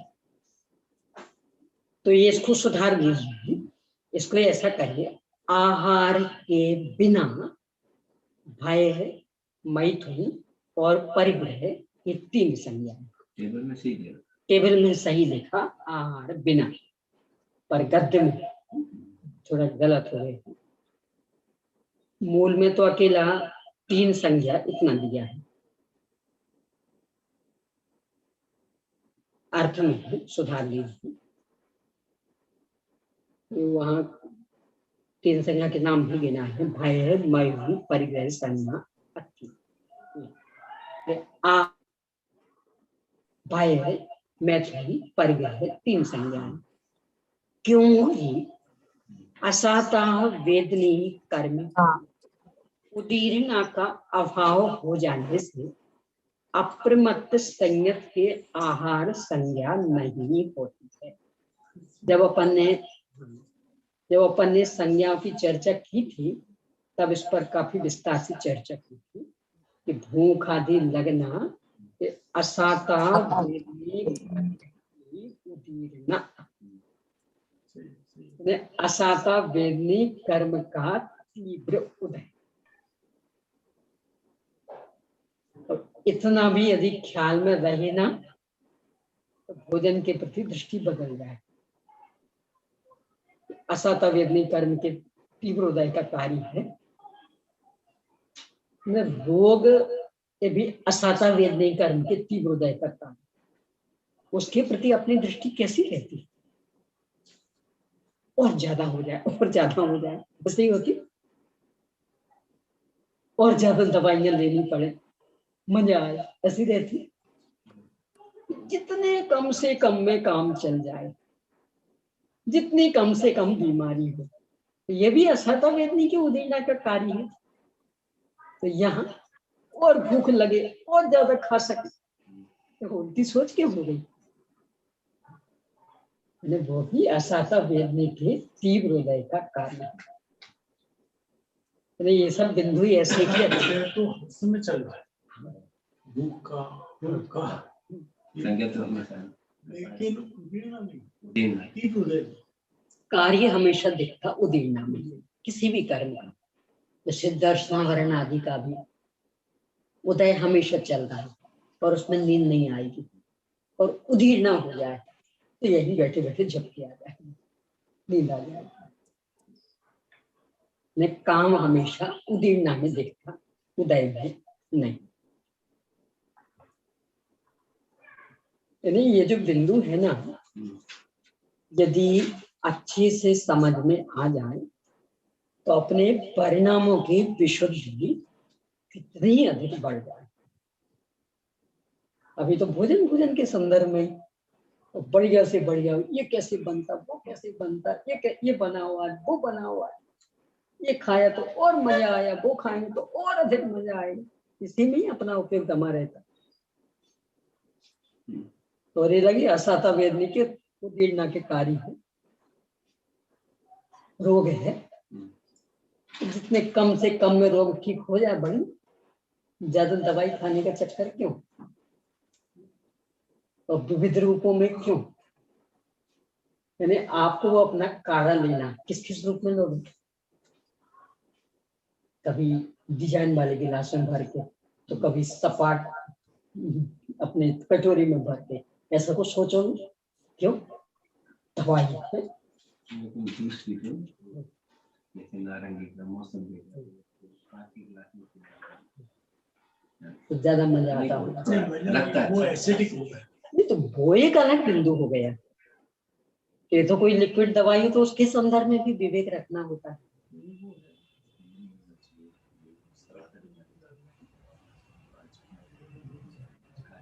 यानी जिसके साथ में विशेष संक्रमण हो जाता, तो आप पीतल की प्लेट लिए हो और उसमें नींबू लगा दो, क्या होगा? तो लाभ करेगा कि वो नुकसान कर देगा? नारंगी का लिया तो नारंगी उसके लिए कांच का ही थोड़ी है। मान लो कांच का नहीं लेते हो तो अपने स्टील का, चांदी का है।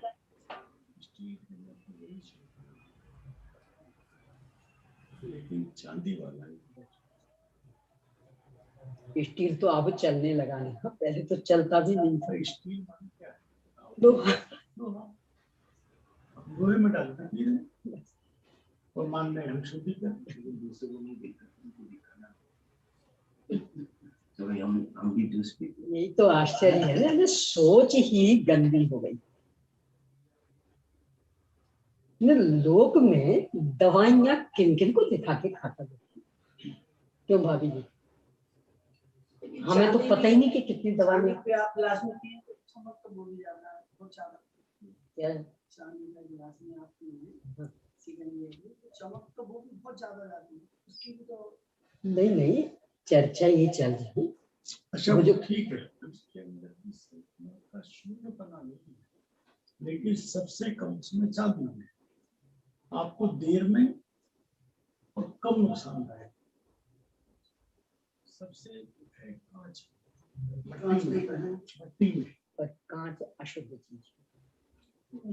हम मेरे मानना है कि कांच सबसे शुद्ध है, तो ठीक है वो अपने लेकिन कांच ना हो तो मट्टी का उलट सकोरा मट्टी का वो बिल्कुल शुद्ध भी है, कोई बहस भी नहीं है, और उसके अंदर कोई संक्रमण नहीं है।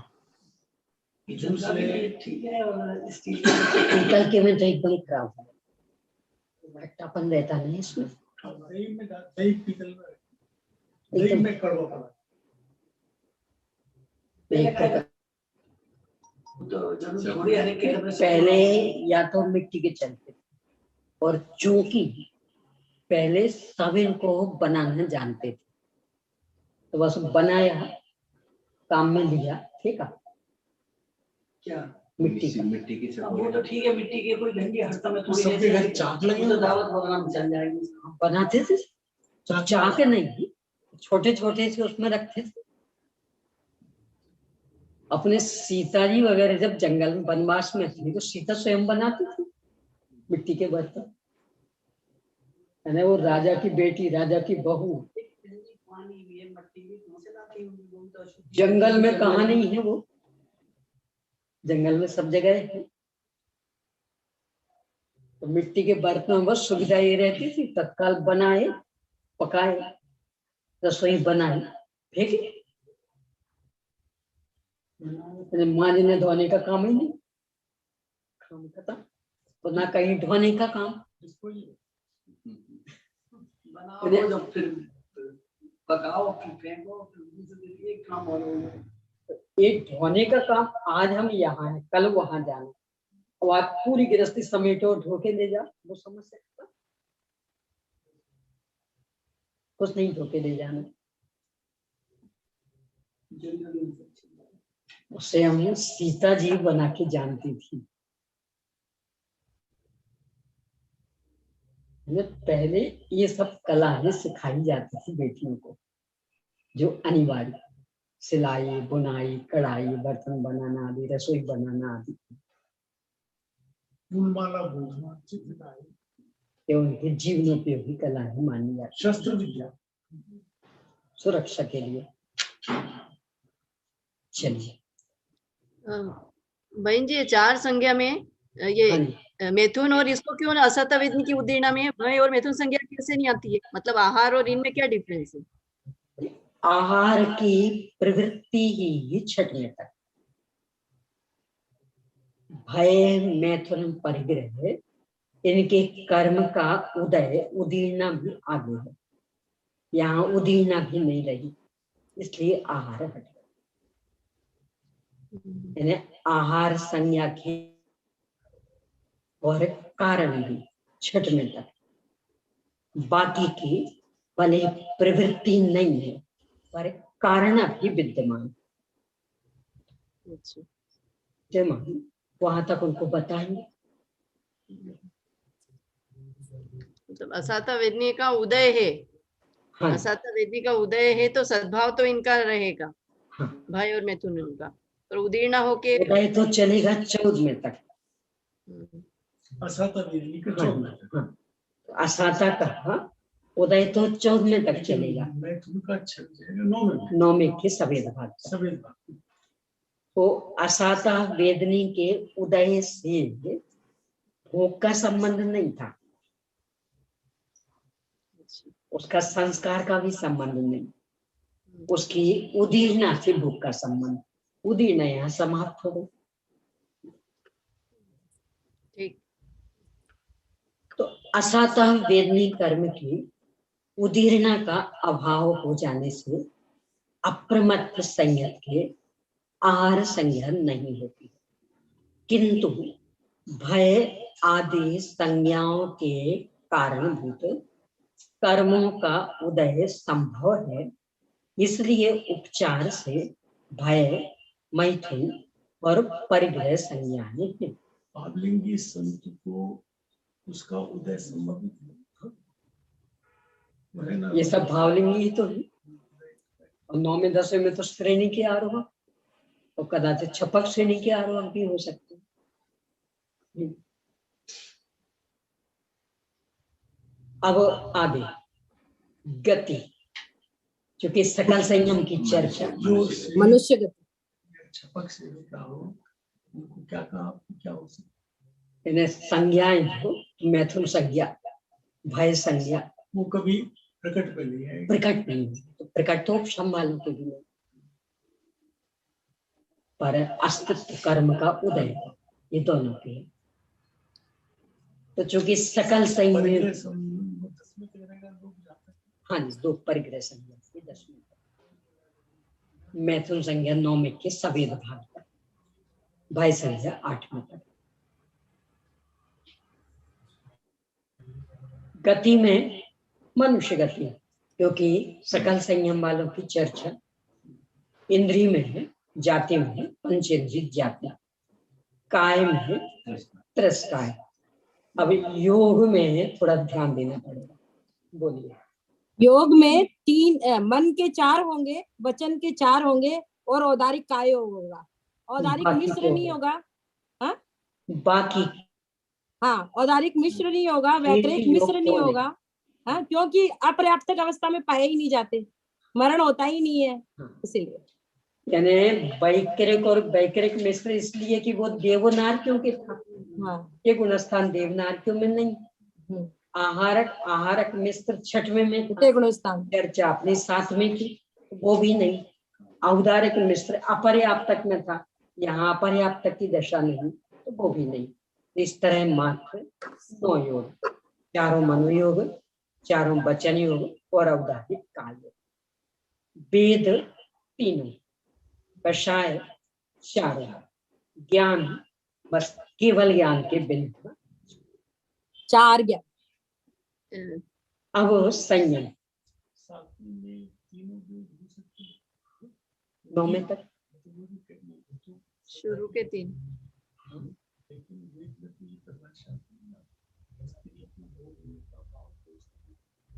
नहीं, वो तो कर्म के उदय वाली अपेक्षा, वो वहां तक प्रवृत्ति अलग, प्रवृत्ति नहीं होगी वहां। और जो आप कह रहे तो फिर तो बच्चे को वेद से रहित मानना पड़ेगा।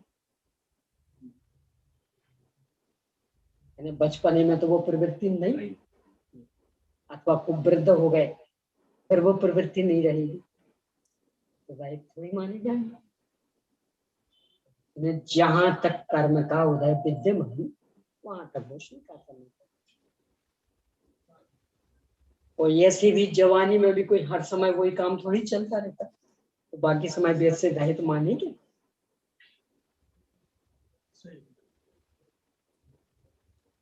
ज्ञान में मिथ्या ज्ञान का तो प्रश्न ही नहीं था। सम्यक ज्ञान केवल ज्ञान के बिना 4, संयम में सामायिक छेदोपस्थाप 6 में से 9 में तक, और परिहार विशुद्धि 6 में और 7 में। इस तरह से 3 संयम, सामायिक, छेदोपस्थाप, परिहार विशुद्धि। दर्शन केवल दर्शन के बिना 3 दर्शन। अब सब में ज्ञान हो गया,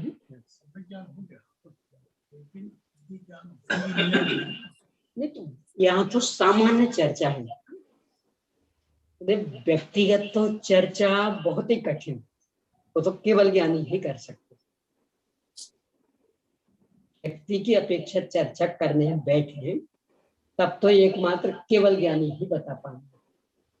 यहाँ तो जो भी होगा वो सामान्य ही होगा। द्रव्य से छहों लेशाएं और भाव से तेज, तेज मतलब पी, पर्यावाची तेज पद्म और शुक्ल लेशा, यानी 5 में से 7 में तक 3 शुभ लेशाएं, पीत पद्म शुक्ल। और द्रव्य में शरीर का रंग रूप ये तो कोई भी हो सकता।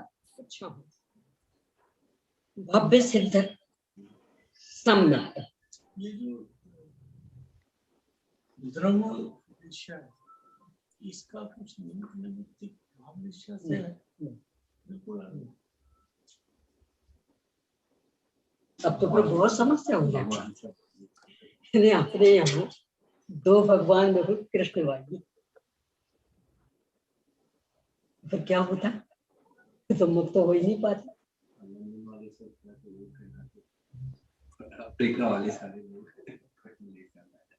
नहीं, अपने यहाँ तो 24 तीर्थंकरों में 5 ही रंग वाले तीर्थंकर, और फिर भी सबका एक सा केवल ज्ञान, सब एक से भगवान।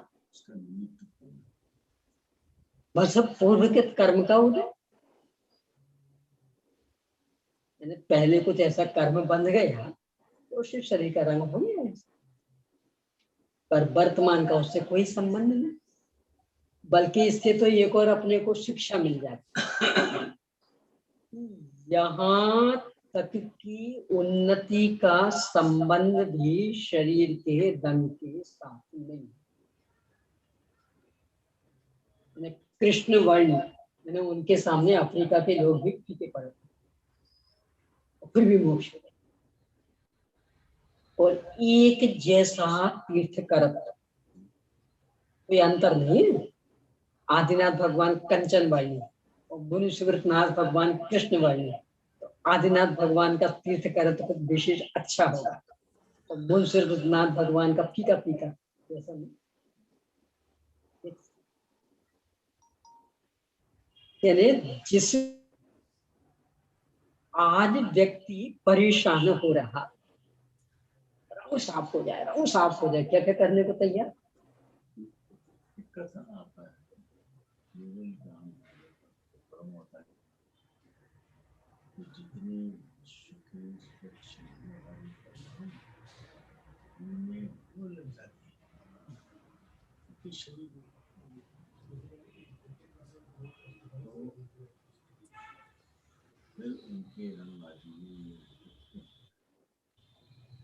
ये तो शुरू से ही तीर्थंकर का जो शरीर है बचपन से, बचपन बहुत गर्भ से ही विश्व का सबसे सुंदर, यही शांत राग रुचि भी निर्मापित जब बने के ललाम भूत तावंत समान परम, वो तो जन्म से, वो वहां जाके नहीं, जन्म से अतिशय, और है कृष्णवाणी।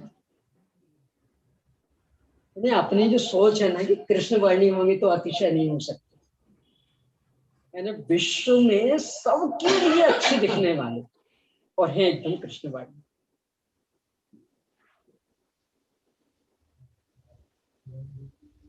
अपना तो बस एक अलग ही आकर्षण चलता है।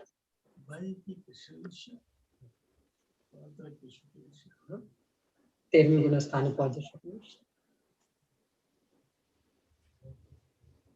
6 संस्थानों से मोक्ष हो जाता है, कुंडक संस्थान से। अब यहाँ नाक नक्शा बदलने में लगा रहेगा जिंदगी में, ठिकने से लंबा कैसे हो जाए, ज्यादा लंबा है तो ठिकना कैसे, है ना, बिल्कुल बेमतलब के काम में अनमोल क्षण गमाता, ना जिनके साथ लौकिक उन्नति का संबंध, ना जिनके साथ आत्मिक उन्नति का संबंध, उनमें लग रहा है और नए नए पाप बढ़ा रहा है। नए नए पाप क्यों? जो बता देता, अरे ये लगाओ गोरे हो जाओगे, ये करो लंबे हो जाओगे, पसंद, ये करो नाक नक्शा अच्छा हो जाएगा, प्लास्टिक सर्जरी करवा लो, कितना कितना फंसा रहता है। और जबकि लेना नहीं देना नहीं, ना इस लोक का ना परलोक का, कुछ भी नहीं। ये प्रकरण समझे बिना विशुद्धि बढ़ने वाली नहीं है। इस अंधी दौड़ से चलिए। तो 3 संयम ये हो गए, निश्चय हो गए, भव्य सिद्ध सम्यक तो नहीं, क्योंकि भी 7वां है तो 7वें तक तो 3 सम्यक। संगी, आहारक, अनाहारक दशा विग्रह गति में होती, साकार उपयोगी और अनाकार उपयोगी, इन्हें दोनों में उपयोगी चल रहे। इस तरह से 7वें गुणस्थान का आलाप, चूंकि पर्याप्त अपर्याप्त का भेद नहीं था,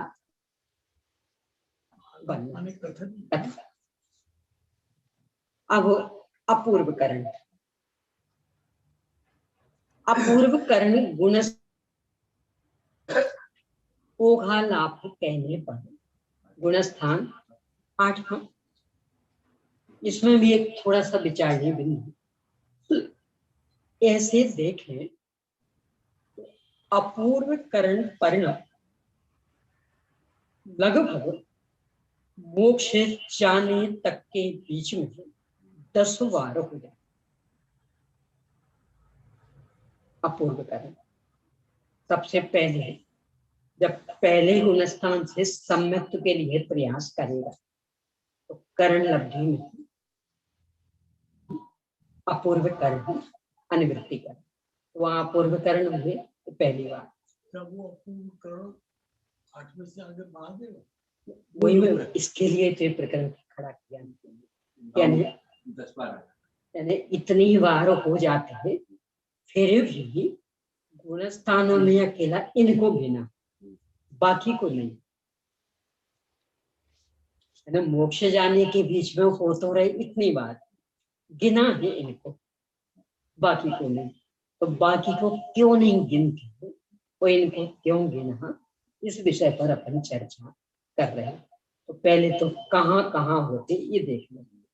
सबसे पहले जब मिथ्यात्व से सम्यक की प्राप्ति के लिए पुरुषार्थ करता, तो मिथ्यात्व गुणस्थान में ही जो करण लब्धि की स्थिति, उसमें 3 करण होंगे, बाधा प्रवृत्त करण, अपूर्व करण, अनिवृत्ति करण। ये पहली दशा है। इसके बाद चूंकि उस समय तो होगा औपशमिक सम्यक, औपशमिक सम्यक का काल अंतर में, इसके बाद नियम से खुद छूटेगा। छूटने के बाद कई स्थितियां बन सकती, तो कदाचित तत्काल 6 औपशमिक सम्यक भी हो जाए। यदि 6 औपशमिक सम्यक होता है तो पुनः अधाप्रवृत्तिकरण और अपूर्वकरण, अनिवृत्तिकरण नहीं होगा। तो औपशमिक सम्यक से प्रथम औपशम से 6 औपशमिक सम्यक, अधाप्रवृत्तिकरण और अपूर्वकरण।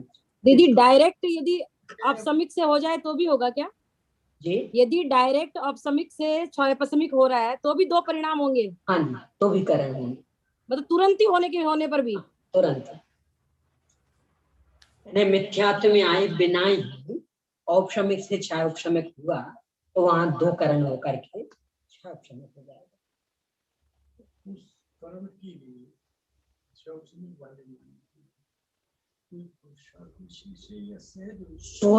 कर अलग से कुछ नहीं,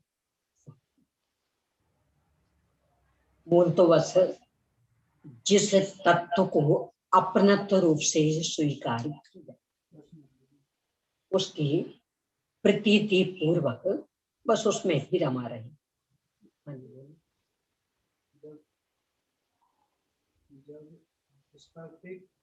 जैसे होगा परम औदारिक काला होगा। हाँ तो होता, कोई दिक्कत नहीं। क्योंकि पति का ये यानी पारदर्शी हुआ। ये परम औदारिक हुआ। हाँ। उस टाइम पे क्या वो कालापन हट जाएगा? नहीं हटेगा। यानी स्फटिक जैसे पारदर्शी होने के बाद भी तो उनका जो कृष्ण वर्णी शरीर का वो नहीं है, तो आकार प्रकार रंग रूप सब वैसा का वैसा हट जाए तो फिर तो ये विसंगति आ जाएगी। सभी रंग वालों के मोक्ष होता, तो फिर तो ये कहना पड़ेगा केवल ज्ञान होने पर तो सबका स्वच्छ हो ही जाएगा, सब रंग वाले मुक्त कहाँ होगा? वो जो ट्रांसपेरेंट हो जाते हैं, वो अंदर की स्थिति अंदर की स्थिति दिखने लगते हैं अवयव। हाँ, अवयव मतलब जो ये समूर्छन जीतते ही है, जिनसे शरीर सड़ता गलता था, बदबू देता था, नाक आदि बहती थी, ये सब खत्म। एक प्रकार से सात धातु उनको ठोस पिंड जैसे विकृति है समान। ट्रांसपेरेंट का मतलब तो नहीं आर पार दिखने लगे, क्योंकि वो ठोस हो गई थी इसलिए स्फटिक मणि जैसे आर पार पारदर्शी हो गई, ये विशेषता है। मूल शरीर समोषण में एक ही रहते, तीर्थंकर एक ही रहते, और वो जो पारदर्शिता उससे जो जहां से देखेगा लगेगा कि हम चार मुख वाली, तो वास्तव में चार मुख वाली नहीं, सब तरफ से गोद में बैठे हैं तो सब तरफ सामान्य से चार दिशा की अपेक्षा चार मुख है, या तो ये तो पारदर्शिता की। चलिए अभी का समय तो हो गया है, कर्ण वाला कल अपन लेकर के फिर आगे बढ़ेंगे। निज निधि निज बता